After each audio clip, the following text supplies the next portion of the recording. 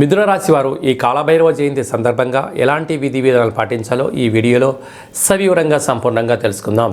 మిథున రాశిలో ఏ నక్షత్రాలు వస్తాయనగా మృగశిర నక్షత్రంలోని 3వ పాదం, 4వ పాదం, ఆరుద్ర నక్షత్రంలోని 4 పాదాలు, పునర్వసు నక్షత్రంలోని 1, 2, 3 పాదం కలిపితే మిథున రాశి. చాలామందికి పుట్టినటువంటి కాల సమయంలో డేట్ ఆఫ్ బర్త్లు లేనటువంటి కారణం చేత పేరు యొక్క మొదటి అక్షరాన్ని అనుసరిస్తూ ఆ రాశిని తెలుసుకునే ప్రయత్నం ఏంటో తెలుసుకుందాం. ఏ అక్షరాలు కా, కీ, కు, కం, అజ్ఞ, చ, కే, కో, హ అక్షరాల వారందరూ కూడా మిథున రాశి జాతకులే. మిథున రాశి యొక్క అధిపతి బుధుడు. వీరికి అర్ధాస్తమ కేతు సంచార స్థితి ఉండడం వలన వృత్తులలో, ఉద్యోగాలలో, వ్యాపారాలలో తొందరపాటు నిర్ణయాలకు ఇది సరైన సమయం కాదు.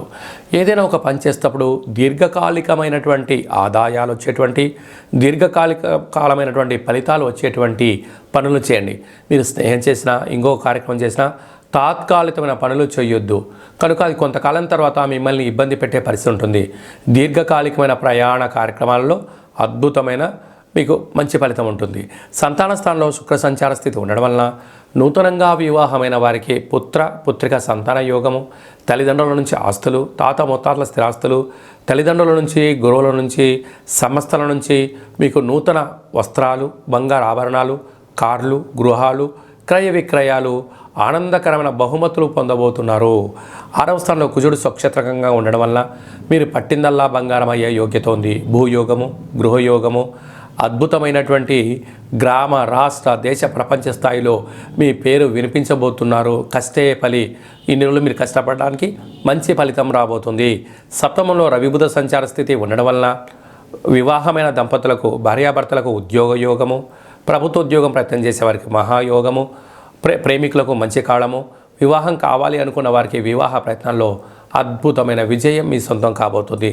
భాగ్యస్థానంలో శనిచర స్వామి సంచారం చేయడం వలన అన్యూన్యమైన గృహస్థాశ్రమ జీవితం, భార్య చేత భర్త, భర్త చేత భార్య ఆరాధించుకోవడం, గౌరవించడం, మరో మెట్టు ఎదగడానికి వీరి ఇద్దరి యొక్క ఆలోచనలు చాలా ఉపయోగకరమైనటువంటి ఆహ్లాదకరమైన జీవితాన్ని పొందబోతున్నారు అని చెప్పి గమనించాలి.